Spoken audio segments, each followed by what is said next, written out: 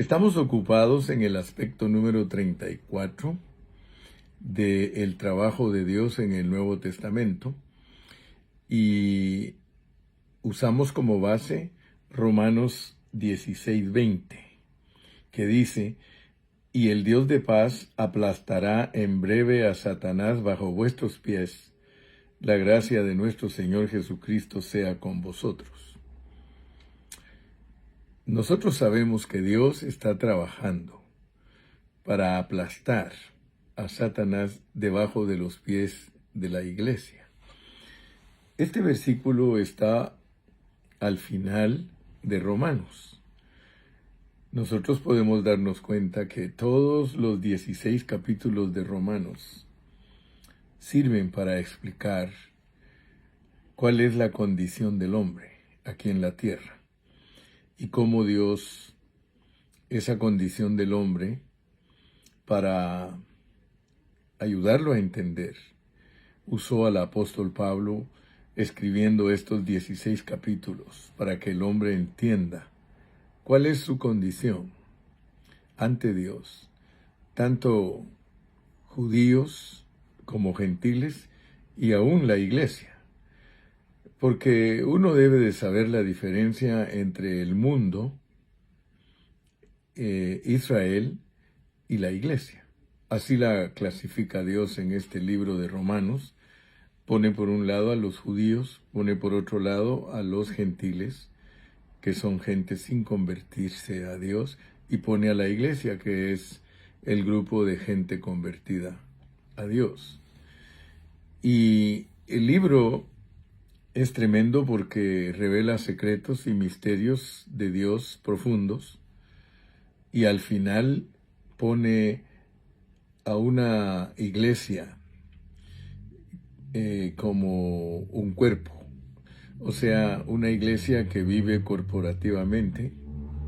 Y el énfasis al finalizar el libro de Romanos es una iglesia llena de amor, un cuerpo de Cristo lleno del amor de Dios. Esa es la meta de Dios al darnos la vida de Cristo a nosotros. Que nosotros alcancemos a ver en Romanos la meta de Dios, que es un cuerpo, una iglesia llena del amor de Dios. Por eso finaliza con puros saludos. Y entonces dice que Dios aplastará, el Dios de paz, porque la meta de Romanos es que nosotros como cristianos vivamos en paz, como el cuerpo de Cristo. El problema que tenemos es de que Satanás, pues, está sobreentendido que Satanás es el único que no deja que la iglesia sea unida. Satanás es el que se opone a que los cristianos seamos uno en Cristo. Entonces, por eso Dios dice que Él está trabajando para aplastar a Satanás y que el fin de nuestra carrera, la meta de nuestra carrera, sea vivir en paz. Y cuando nosotros vivimos en paz, hay una demostración fehaciente, una demostración clara de que Satanás estaba bajo nuestros pies. El hecho de que Satanás esté bajo nuestros pies sencillamente significa que no tiene ninguna supremacía en nuestra vida ni nos está dominando. Fíjense que en estos mensajes que he desarrollado acerca de este aspecto número 34, si ustedes se dieron cuenta ayer hablamos de la creación de Luzbel y el pecado de Luzbel. O sea que Satanás no fue creado como Satanás, sino que por alguna razón Dios nos pone a ese querubín, a ese ángel, nos lo pone como alguien que era perfecto, con el sello de la perfección, y que era un personaje con mucha autoridad, era la mano derecha de Dios. Era el protector del trono de Dios, solo imagínense. Aunque Dios no necesita quien lo proteja, pero Dios delega funciones y una de las funciones de Luzbel era cuidar el trono de Dios. Entonces yo quiero en esta mañana, por favor, porque quiero ya ir concluyendo la plática respecto a Satanás, que es parte del trabajo de Dios ponerlo como estrado de los pies de la iglesia, parados sobre él, Satanás aplastado, sin función. Eso es lo que Dios quiere, que la iglesia lo deje sin función. En nosotros la iglesia, porque claro está que Él es el príncipe de este mundo y Él ha cegado el entendimiento de los incrédulos para que no vean el resplandor del evangelio de la gloria de Cristo. Así lo dice Pablo en 2 de Corintios 4:4. Entonces, mis amados, para entender con claridad las funciones del enemigo, pero que Dios lo quiere bajo nuestros pies, aplastado, tenemos que recordar que nosotros estamos en un mundo que tiene cosas visibles, pero aparte del mundo visible en el que nosotros vivimos, tenemos que estar conscientes que hay un mundo espiritual. Y por eso es que en Efesios capítulo 6 nos dice Pablo que nuestra lucha no es contra carne ni sangre, sino contra potestades que están en los lugares celestiales, en las regiones celestes. Entonces no te olvides que nosotros pertenecemos a un mundo que tiene esfera espiritual y esfera visible. O sea que nosotros bregamos con esas dos esferas. El problema que tienen muchos cristianos es que ignoran la esfera espiritual y solo se concentran en la esfera visible. Nosotros debemos entender, porque si entendemos esto, nosotros vamos a saber cómo es que Dios está operando en este tiempo y cómo debemos de entender a Satanás. Porque Satanás es un misterio para todos nosotros. Yo creo que a nosotros no nos debería de extrañar eso, porque Él es el príncipe de las tinieblas, Él es el engañador, Él es el ladrón, Él es el homicida, Él es el padre de mentiras. Pero yo quiero, por favor, que no ignores que todo lo creado por Dios es espiritual. Todo es, escúchame bien, todo lo creado por Dios es espiritual. Dios es espíritu, pero Él se personifica en la persona de Cristo. Satanás es espíritu, pero Él se personifica, y oye, ese se personifica por lo menos en 40 cosas. No nos debe de asustar la personificación, porque Dios se personifica, de acuerdo a la Biblia, en 700 cosas. El diablo se personifica en 40 cosas.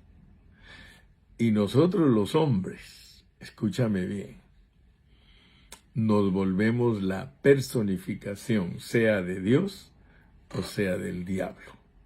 Así que es bien importante entender este asunto.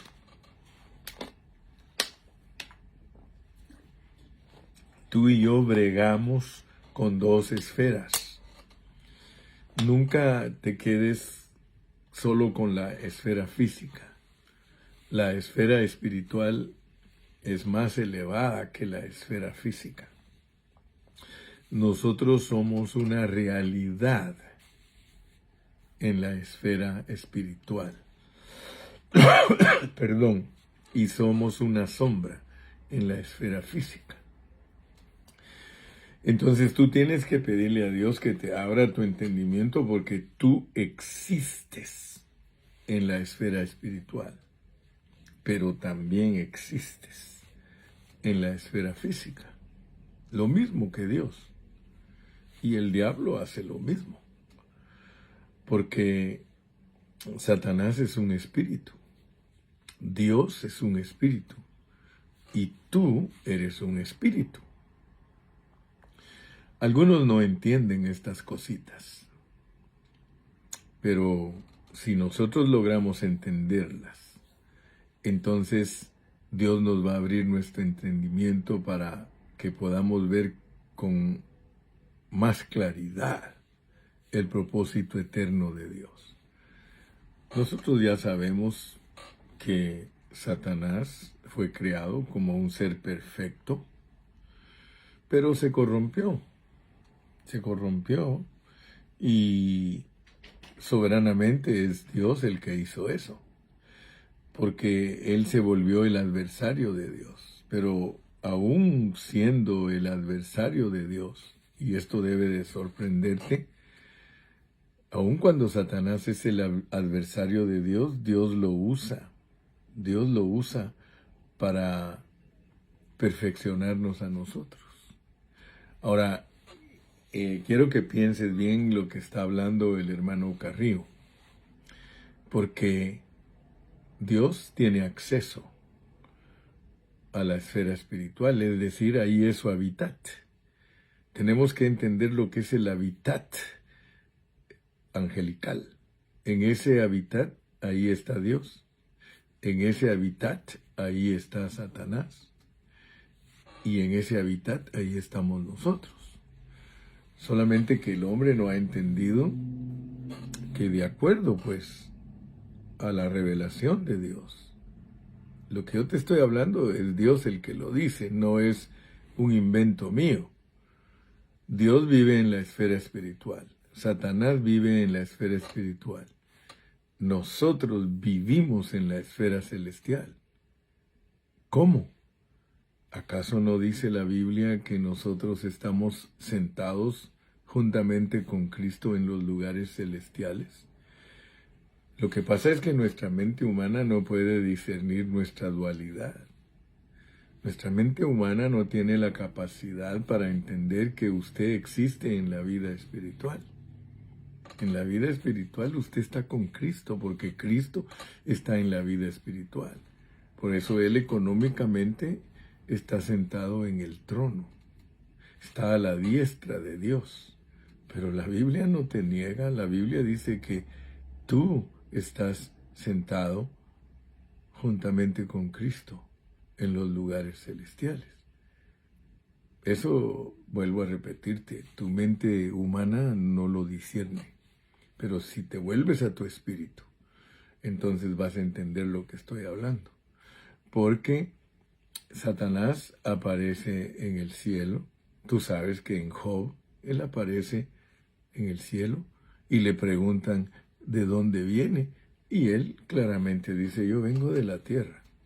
Entonces Satanás puede estar en el cielo y puede estar en la tierra. Dios puede estar en el cielo y puede estar en la tierra. Pero asústate pues porque tú estás en el cielo y estás en la tierra. Entonces, esos son misterios.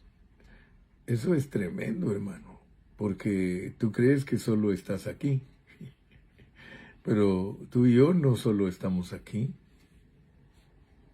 ¿O me podrías explicar tú qué significa que tú estás en los lugares celestiales? La única explicación que la Biblia te da es que estás en Cristo. Y si Cristo está en el cielo y está en la tierra, Cristo está en el cielo económicamente, pero Cristo está en el corazón de todos los creyentes, esencialmente. Entonces, pidámosle a Dios que nos abra las Escrituras para que nosotros podamos comprender cómo es que los espíritus están personificados. Fíjate que la idea que tienen los cristianos acerca de Satanás es que es una serpiente, que es un dragón. Y muchos hasta en una figura caricaturesca lo tienen porque creen que es un animal o un hombre rojo con cola y con un tenedor.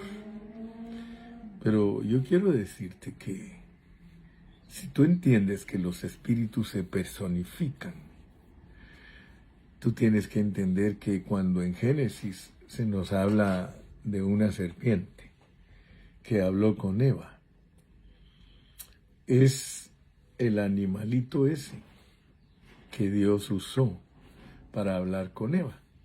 Y pues, si tú lees un librito de los hebreos, de los judíos, que se llama Los Jubileos, ahí te dicen claramente, como información, que todos los animales hablaban antes de que el hombre cayera.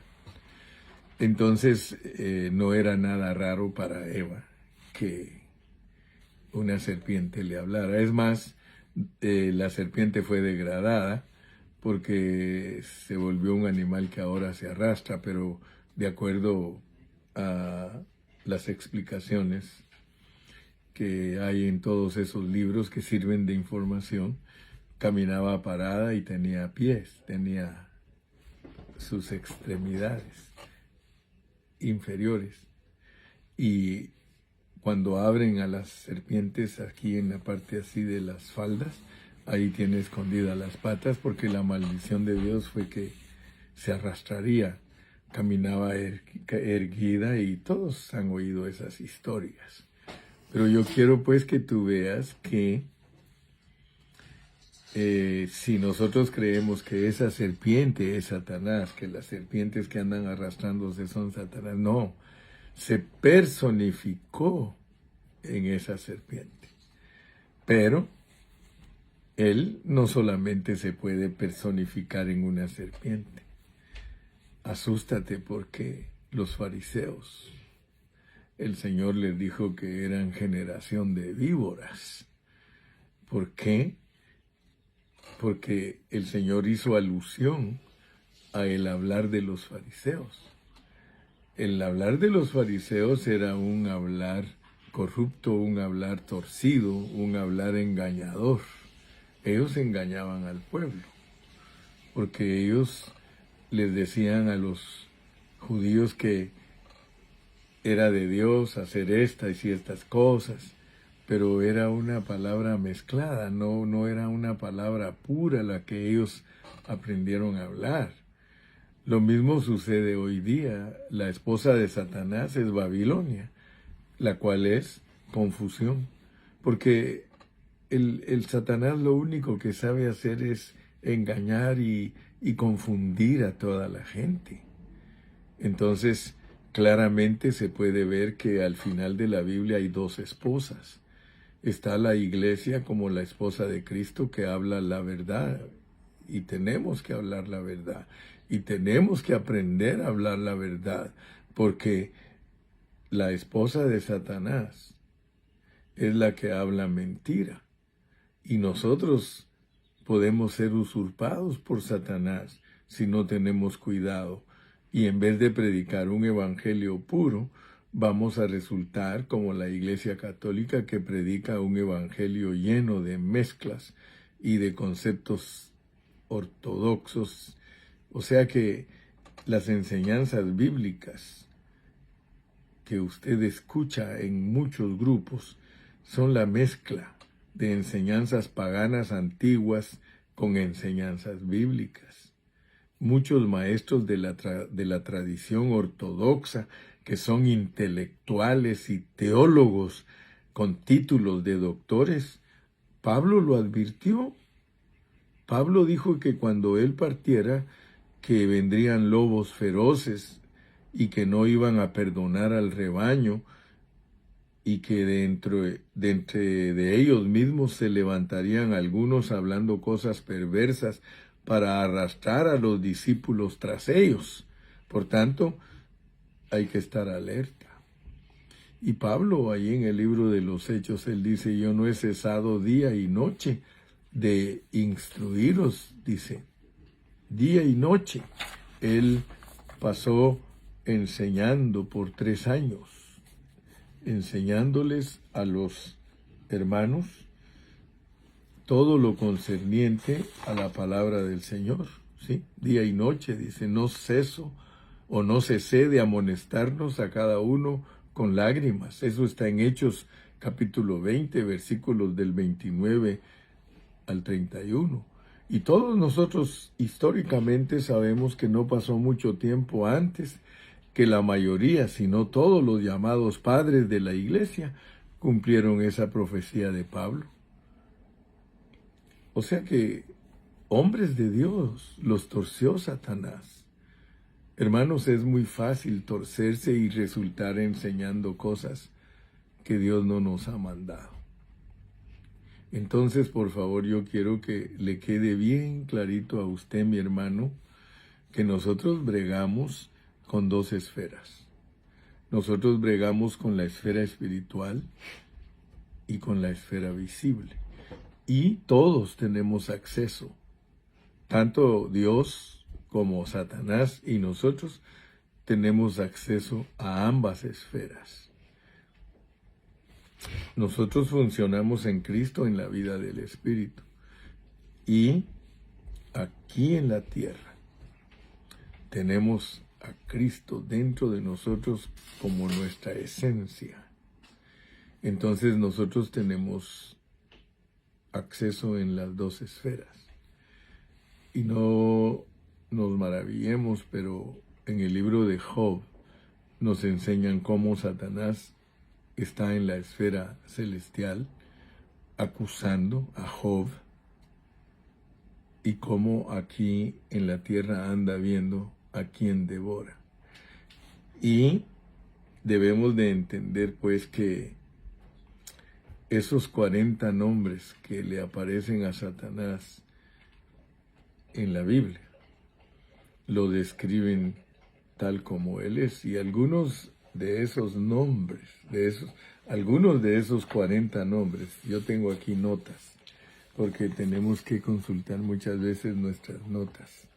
Fíjese que esos 40 títulos, a lo menos de los cuales algunos son descriptivos, mientras otros son nombres propios.